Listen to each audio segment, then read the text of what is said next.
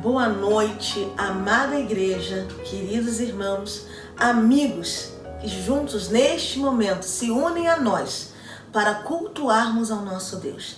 Sejam bem-vindos. Assim como nós sabemos que o nosso Deus é onipotente, onipresente e onisciente. O que eu quero dizer com isso? Que Ele não está preso nem a tempo, nem a lugar. Ele está aí onde você estiver neste momento. Ele está aqui conosco também. Ele se faz presente entre nós e nós juntos cultuaremos a Ele. E também queremos enfatizar, este mês de abril, nós comemoramos o mês da Escola Bíblica Dominical. O que significa isso, Escola Bíblica? Bom, nós como batistas entendemos a Bíblia como nossa única regra de fé e de prática. Então nós valorizamos o estudo da palavra, o estudo da Bíblia. E aí, não apenas estudamos a Bíblia para crescermos como igreja, mas também crescermos individualmente, crescermos como cristãos. Então, nós queremos, mais uma vez, enfatizar o estudo da palavra e dizer, estamos aqui juntos para aprendermos mais da palavra e do nosso Deus. Deus abençoe a todos. Olá, eu sou Marcos Balesteiros e essa é minha esposa Natália. Sempre fomos participantes de estudo bíblico e de escola bíblica dominical. Depois de 57 anos, continuamos recomendando estudo bíblico e escola bíblica dominical, porque é impossível servir a Deus sem conhecer a sua pessoa e conhecer a sua vontade. Eu sou professora da classe de adolescentes e eu convido você a se aprofundar nesse estudo. É um mandamento de Deus conhecer a palavra. Ele mandou Josué meditar todos os dias para ser bem-sucedido. Jesus venceu a tentação citando a palavra, dizendo, está escrito, está escrito. Devemos ser como os crentes de Bereia, que conferiam nas escrituras tudo o que era pregado para saber se realmente era assim e não serem levados por ventos de doutrina. Por fim, devemos saber manejar bem a palavra da verdade para dizer a todos e a qualquer momento a razão da esperança que há em nós. Venha a EBD, filie-se a uma classe. Um abraço. A Bíblia diz em Filipenses 4, 6 e 7, não andem ansiosos por coisa alguma, antes os vossos pedidos sejam em tudo conhecidos diante de Deus, pela oração e súplica com ações de graças.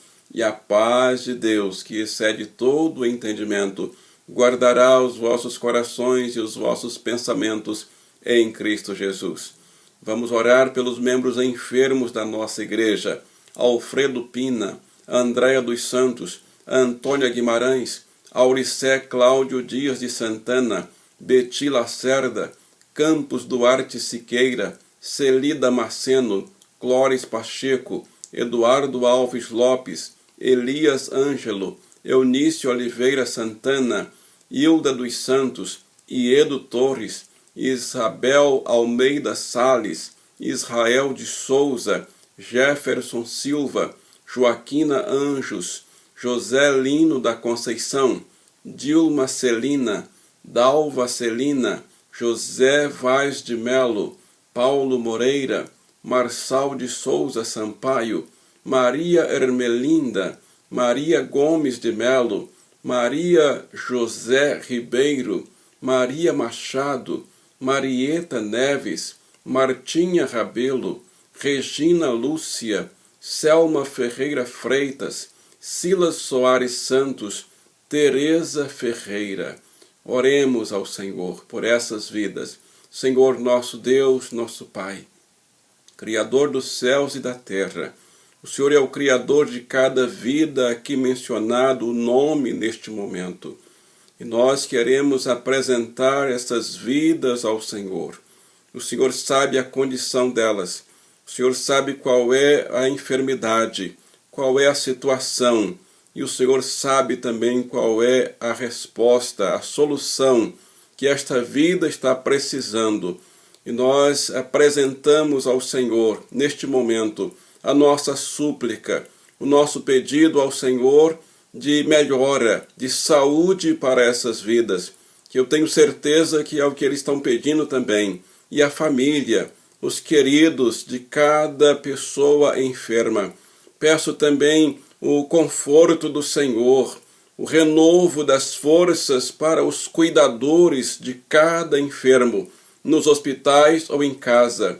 Os nomes aqui mencionados e aqueles que não foram mencionados os nomes agora, mas cada participante deste culto está trazendo à memória o nome de mais alguém que está enfermo ou enferma, precisando de um milagre do Senhor, de uma cura do Senhor, num hospital, numa enfermaria, num CTI, num isolamento, ou mesmo em casa. Suplicamos, em nome do seu Filho amado Jesus Cristo, a assistência do Senhor sobre cada enfermo, sobre cada enferma, cada vida e cada família também de cada pessoa enferma.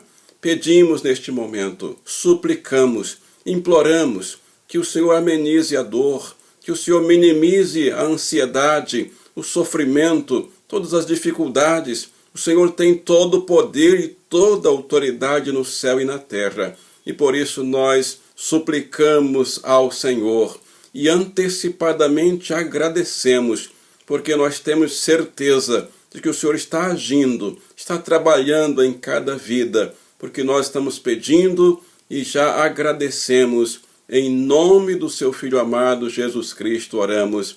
Amém. E graças a Deus, e que o Senhor abençoe a todos. Amém.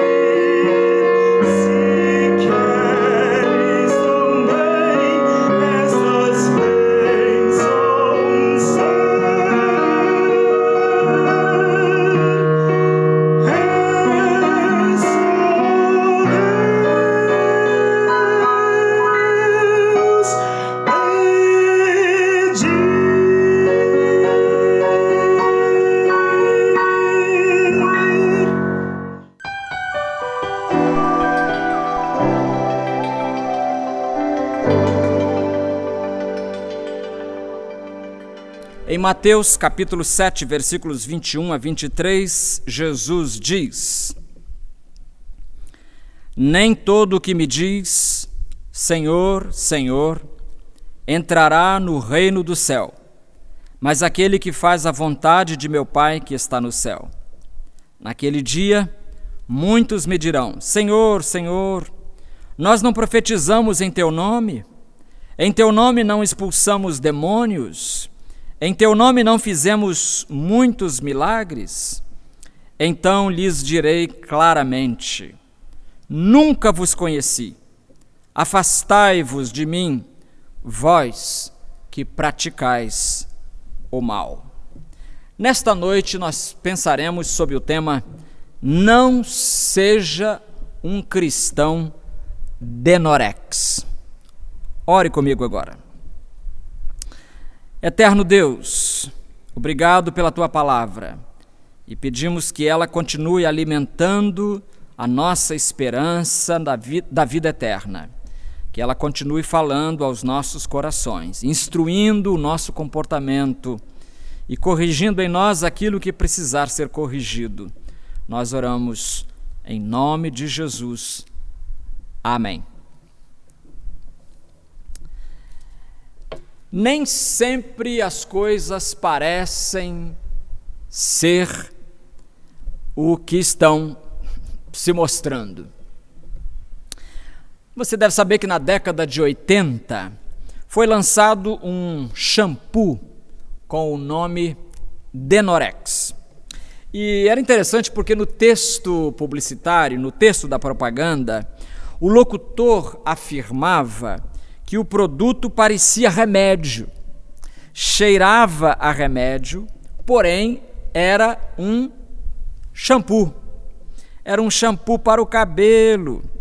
E desta forma, logo tudo que parecia, mas não era, passou, na gíria popular, a ser classificado de Denorex. Hoje um bom exemplo de Denorex é, por exemplo, quando as mulheres fogem da sua beleza natural e colocam, por exemplo, silicone para melhorar o formato, a silhueta, né?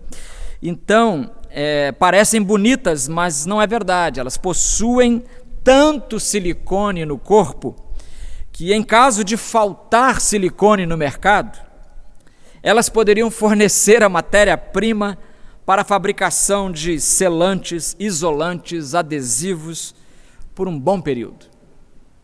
São muitos os exemplos de Denorex, e isso levaria horas e horas para mencionar todos. Mas eu queria parar por aqui, porque eu queria lembrar do cristão Denorex. Porque quando Jesus foi concluir o seu sermão famoso, o Sermão do Monte, Jesus fez um alerta contra o cristão Denorex. E esse alerta esconde algumas lições para nós. A primeira delas é: o salvo considera Cristo seu Senhor. O salvo considera Cristo seu Senhor. No verso 21 nós lemos: Naquele dia muitos me dirão, Senhor, Senhor. Então Jesus diz: Nem todo o que me diz Senhor, Senhor, entrará no reino dos céus. Antes de falar qualquer coisa, eu queria lembrar a você que este texto, Mateus 7, 21, é um bom texto para nos responder se você ou eu tivermos dúvidas sobre o conteúdo, sobre a veracidade do conteúdo do universalismo. Se você não sabe o que é isso, o universalismo é a doutrina que ensina que haja o que houver, aconteça o que acontecer, todos os seres humanos serão salvos. Todos. E tinha um líder da igreja logo no início, chamado Orígenes, que dizia até algo ainda mais radical. Ele dizia: todos serão salvos, inclusive o diabo. Inclusive o diabo será salvo no final das contas. Então, Jesus está dizendo aqui: nem todo o que me diz Senhor, Senhor entrará no reino dos céus. Então não é todo mundo que vai entrar no reino dos céus, não. Mesmo algumas pessoas dizendo Senhor, Senhor. Mas aqui também é verdade que Jesus está argumentando pela negativa. Nem todo o que me diz Senhor, Senhor entrará, mas está implícito então que a maioria que vai entrar no reino de Deus chama o Senhor de Senhor, considera o Senhor da sua vida. Notemos então que essa é uma característica dos salvos, é uma característica dos crentes, o fato de chamarem Deus de Senhor, não só chamar, mas considerar Deus o Senhor da sua vida. E o Novo Testamento vai nos dar vários testemunhos, vários exemplos de como isso é verdade. Por exemplo, Tomé. Lembra de Tomé? Em João capítulo 20, nós lemos que Tomé foi atacado por uma incredulidade temporária, digamos assim. Ele se recusava a crer nos outros discípulos que lhe diziam, vimos o Senhor. Mas uma semana depois, Tomé estava reunido com eles, Jesus apareceu, deu a ele as provas que ele estava exigindo para crer, e devidamente convencido, Tomé teve a seguinte reação. Ele disse, Senhor meu e Deus meu. Eu acho que nesse instante Tomé está ajoelhado diante de Jesus e dizendo a ele, Senhor meu e Deus meu. Porque ninguém pode chamar Jesus de Senhor se não estiver profundamente comprometido com a pessoa de Jesus. Tem que ser salvo para considerar Jesus o seu Senhor. O apóstolo Paulo escreveu aos Romanos palavras que nos instruem. Romanos 10, 9, porque se com a tua boca confessares Jesus como Senhor e em teu coração creres que Deus o ressuscitou dentre os mortos, serás salvo. Pedro também falou sobre isso. Ele disse, antes reverenciai a Cristo como Senhor no coração. 1 Pedro 3,15. Eu sei que há gente que chama Jesus de mestre, que chama Jesus de profeta, que chama Jesus de orador, de psicólogo, o maior vendedor do mundo. Você tem N títulos para Jesus. Mas o mais comprometedor é chamá-lo de Senhor, porque significa que eu me torno escravo dele.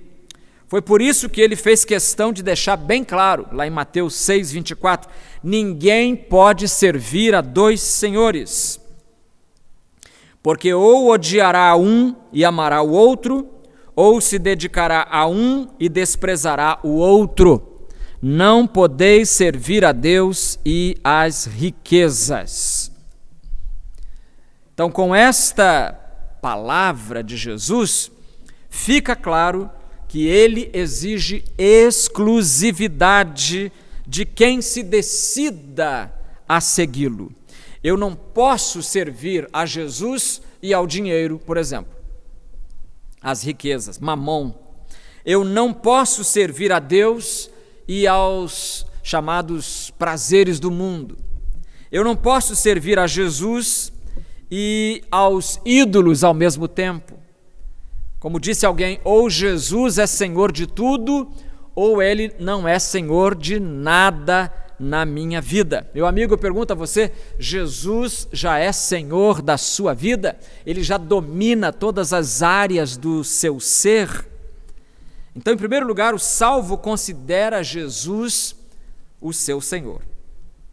Em segundo lugar, o salvo se ocupa em fazer a vontade de Deus. Vamos voltar ao verso 21, onde Jesus diz, nem todo o que me diz Senhor, Senhor, entrará no reino do céu, mas aquele que faz, olha essa frase, mas aquele que faz a vontade de meu Pai que está no céu. Você já ouviu alguém falar em receita para a felicidade? Qual é a receita para... Existe uma receita para a felicidade? O Novo Testamento responde que sim, que existe uma receita para a felicidade, e é a receita de Jesus. E a receita de Jesus se resume nessa frase aqui: fazer a vontade de Deus. Então, se você quiser ser feliz, você precisa dessa frase, você precisa fazer a vontade de Deus, como o próprio Jesus fazia. A vontade de Deus era a bússola que norteava os rumos da vida de Jesus. Ele diz em João 6,38: pois desci do céu, não para fazer a minha vontade, mas a daquele que me enviou. Jesus dizendo, João 6,38, dizendo que ele desceu do céu, não para fazer a sua própria vontade, mas a vontade daquele que o enviou, a vontade de Deus. Lembra quando Jesus vai ensinar os discípulos a orar? Jesus diz para eles que eles devem orar assim, assim e assim. Oferece-lhes um modelo que se consubstancia na chamada oração do Pai Nosso. E nessa oração, Mateus 6, no versículo 10, Jesus diz assim: venha o teu reino, faz parte da oração do crente, venha o teu reino, seja feita a tua vontade, assim na terra, ou seja, aqui na terra, como ela é feita no céu. É muito fácil repetir o Pai Nosso, é bom lembrar isso. É muito fácil repetir o Pai Nosso sem dar atenção às frases que compõem essa oração.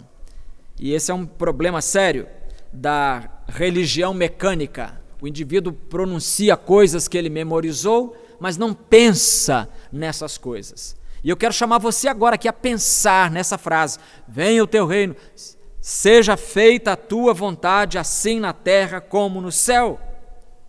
Então Jesus ensinou que nós deveríamos orar para que a vontade do Pai fosse realizada aqui na terra, como ela é feita lá no céu.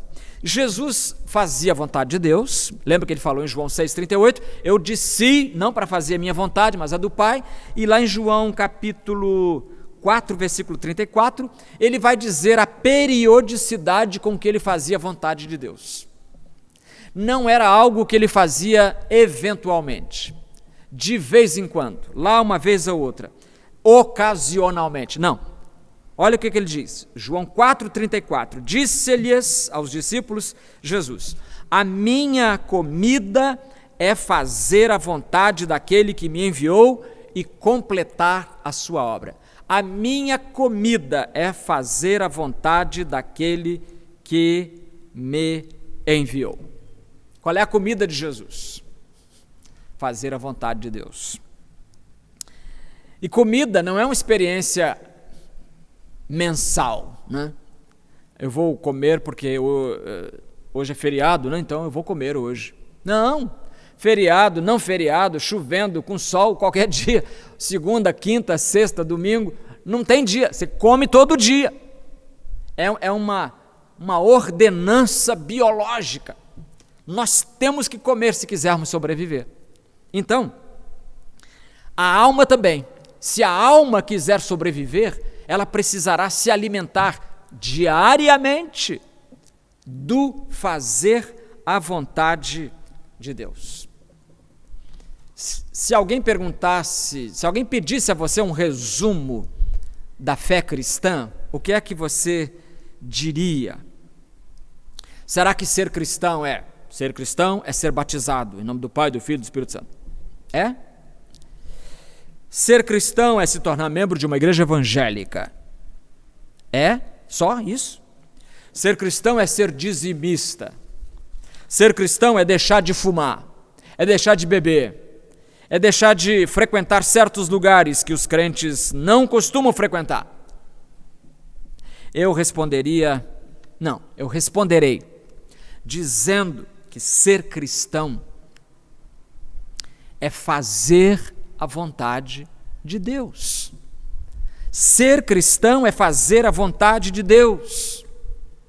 O apóstolo João vai dizer O mundo passa, bem como os seus desejos ruins geralmente, mas aquele que faz a vontade de Deus permanece para sempre. Você quer viver para sempre como Jesus viveu e vive? Então já sabe, é procurar fazer a vontade de Deus na sua vida. E aí vem uma pergunta que é batata. Todo novo crente, em geral, faz essa pergunta. E alguns crentes velhos também. Como é possível fazer a vontade de Deus? Como é possível identificar, reconhecer a vontade de Deus e fazê-la na vida? Eu sei que é uma pergunta complexa, cuja resposta demandaria horas e muitas palavras. Mas eu gostaria de resumir a resposta numa palavra. A palavra é convivência. Como que eu posso identificar a vontade de Deus? Pela convivência. Eu vou dar uma ilustração, um exemplo de como isso funciona. O casal está namorando, se casa, 1 ano de casado, 5, 10, 15. Quando chegar 40 anos de casado, 50 anos de casados, bem antes disso até, eles nem precisam mais falar o que o outro está pensando. Eles só se olham e já sabem o que ela está pensando. É impressionante, não é? É uma experiência do cotidiano conjugal que nos ajuda a responder como conhecer a vontade de Deus. A convivência não ajuda você a conhecer a pessoa e conhecendo você quer fazer a vontade daquela pessoa? Então, mesma coisa espiritualmente. A convivência com Deus vai deixar você conhecendo a Deus de tal maneira que você não vai querer fazer coisas que desagradem ao Senhor. Morreu agora em fevereiro um grande escritor norte-americano chamado Larry Crabb, Lawrence o nome dele, mas todo mundo chamava de Larry. E ele disse sobre vontade de Deus, ele disse uma coisa interessante. A chave para sabermos qual a vontade de Deus para a nossa vida é, olha a chave, querermos fazer a vontade de Deus antes mesmo de saber qual é essa vontade. Então, o segredo para descobrir a vontade de Deus é querer fazer a vontade de Deus. Porque quando você quiser fazer a vontade de Deus, o próprio Deus a revelará a você. Simples assim. Simples, né? Você está procurando fazer a vontade de Deus na sua vida? Se não, meu amigo, hoje mesmo, a partir deste culto, comece a perguntar ao Senhor. Senhor, como Paulo perguntou lá, Saulo ainda caído no caminho de Damasco, Senhor, que queres que eu faça? Senhor, que queres que eu faça? Então, em primeiro lugar, o cristão, o salvo, é aquele que considera Cristo seu Senhor, é aquele que procura fazer a vontade de Deus. Em terceiro e último lugar, o salvo, segundo o nosso texto, é aquele que se afasta da prática do mal. O versículo 23, Jesus diz, então lhes direi claramente, nunca vos conheci. Afastai-vos de mim, vós que praticais o mal. Mas quem são esses a quem Jesus vai dizer, nunca vos conheci? Quem é? Eles estão no versículo 22. Naquele dia muitos me dirão, Senhor, Senhor, com a voz impostada, talvez chorando, Senhor, nós não profetizamos em Teu nome, em Teu nome não expulsamos demônios, em Teu nome não fizemos muitos milagres. Está vendo quem são eles? Exatamente. É uma surpresa desagradável que esses praticantes do mal tenham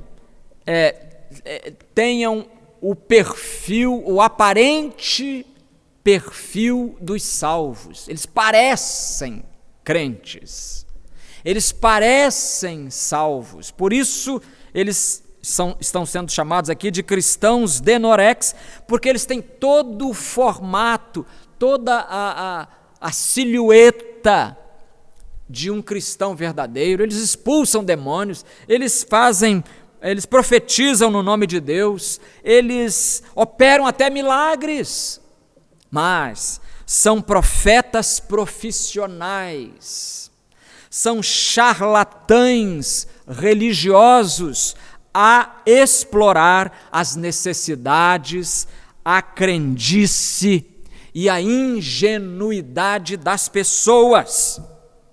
E o veredito de Jesus contra eles é duro e fulminante: nunca vos conheci, saiam de perto de mim. É duro, nunca vos conheci. Vocês podem ter sido famosos lá no rádio, na televisão, na mídia, nunca vos conheci. Vocês impressionaram multidões, mas eu nunca vos conheci. Vocês impressionaram profetizando, pregando,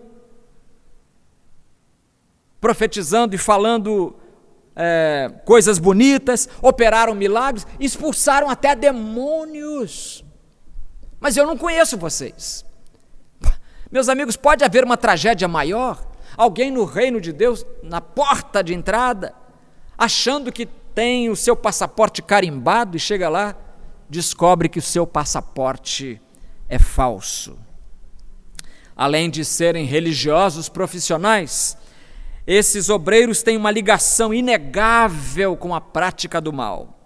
E por que praticam o mal? Você sabe por que eles praticam o mal? Jesus explica em Mateus 15:19, um versículo que eu acho que vou morrer recitando esse versículo. Impressionante como ele é a explicação da nossa tragédia. Mateus 15:19. Olha só. Porque do coração é que saem os maus pensamentos. Do coração é que procedem os homicídios, os adultérios, a imoralidade sexual, os furtos, os falsos testemunhos, as fake news, as calúnias. Tudo isso, meu irmão, não desce lá do monte mais importante, do Himalaia, não, nasce aqui dentro do coração da gente, e aqui é que está o X do problema, é o nosso coração. Esses senhores que chegaram à presença de Deus dizendo: Senhor, Senhor, em teu nome não expulsamos demônios, eles nunca conheceram Jesus porque o coração deles não foi trocado, eles continuaram operando com aquele coração pecaminoso. O diagnóstico que Jesus faz do coração, meu amigo, não é dos melhores. Não dá para confiar no coração. Por isso, não é seguro seguir o seu coração, como sugeria aí um escritor nosso, escritor não evangélico. Seguir o seu coração é muito perigoso, porque do coração saem os maus pensamentos, os homicídios, os adultérios, a imoralidade, os furtos, os falsos testemunhos, as calúnias e o que mais você puder lembrar. Sem um coração transformado, os atos dos seres humanos terão todos a marca do pecado. E com um coração assim, o ser humano só produzirá um tipo de comportamento. É aquilo que Paulo chamou de obras da carne. E você sabe quais são as obras da carne? Elas estão na Bíblia, registradas em Gálatas, capítulo 5, versículos 19 a 21. Vou ler para você. As obras da carne são evidentes, a saber, imoralidade, impureza, indecência, idolatria, feitiçaria, inimizades, rivalidades e ciúmes, ira, ambição egoísta, discórdias, partidarismo e inveja.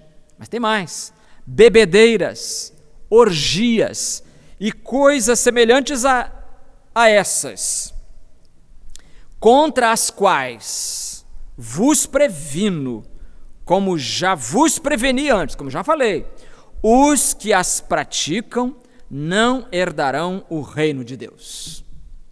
Por isso Jesus fala: saiam de perto de mim, não conheço vocês. Será que a Bíblia então está ensinando que a salvação é uma recompensa que Deus dá aos que evitam o pecado, o mal? Neste caso, a salvação dependeria então de um comportamento correto, né? Olha o perigo disso, cuidado. Para resolver isso, voltemos à questão do coração mau. É dali que saem todas as práticas do mal. Aí vem a conversão do coração. A conversão promove uma troca de coração. É como se o jogador, coração velho, pecaminoso, está cansado e o time tem que jogar ainda, então sai aquele e entra no lugar, há uma substituição, né? Sai o coração mau e entra o coração saudável. Sai o coração que tem preferência pela sujeira e entra aquele que valoriza a santidade. Então, o bom comportamento não é condição para ser salvo, é antes consequência na vida de quem já foi salvo por Cristo Jesus. Você, como todo cristão, está fugindo da prática do mal? Porque o cristão faz isso. O cristão verdadeiro foge, evita não só a aparência do mal, mas o próprio mal em si. Eu quero concluir lembrando que não adianta viver gritando Senhor, Senhor, se o modo de vida não combina com isso. Lembre-se, meu amigo, mera retórica não convence o Senhor Jesus. Ele fez uma pergunta e é com essa pergunta que eu concluo a reflexão desta hora. Pergunta muito séria. Lucas 6:46. Por que me chamais Senhor, Senhor, e não fazeis o que eu vos mando? Que história é essa de me chamar de Senhor para cá, Senhor para lá, e não faz o que eu mando? Vamos orar. Ajuda-nos, Senhor, e ao chamar-te de Senhor agora nesta oração, nós queremos dizer que é isso mesmo que nós consideramos a tua presença nas nossas vidas. És o Senhor, somos os servos, e como servos queremos fazer a tua santa vontade, não de vez em quando, mas como Jesus, transformá-la em nossa comida diária, em algo que façamos cotidiana e incessantemente. Ajuda-nos, Senhor, a evitar o mal, a fugir da aparência e da prática do mal, porque somos agora possuidores de um coração transformado pelo Teu Filho Jesus. Pois é no nome dele que nós oramos. Amém.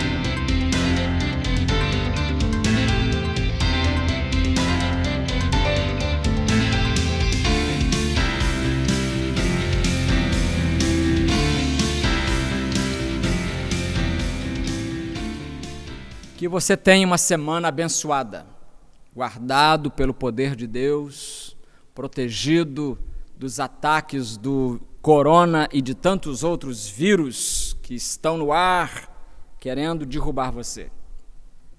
Tome as suas precauções, né? Use a máscara, use o álcool gel, enfim, fique longe de aglomeração, tem um grupinho ali conversando, fique longe, é muito melhor. Os hospitais não têm mais vaga e os enfermeiros e médicos estão para ter um ataque, sobrecarregados. Meus amigos, isso é muito sério. Então vamos ajudar, vamos nos manter distantes, quanto possível, uns dos outros. Se não tiver jeito, tem que sair mesmo, aí vira um astronauta e sai. Obrigado a você que acompanhou este culto, que Deus possa dar a você, então, a salvação, se você ainda não experimentou essa bênção, a salvação em Cristo Jesus, que você tenha saúde, que você tenha paz na sua família, que você tenha, enfim, tudo aquilo de que você necessita para o seu bem-estar. Quero convidá-lo para quarta-feira, às 19h30, estarmos juntos, orando a Deus uns pelos outros, no culto de oração. É culto de oração com estudo da palavra e também agradecimento pelos aniversariantes da semana. Eu encerro com as últimas palavras da Bíblia.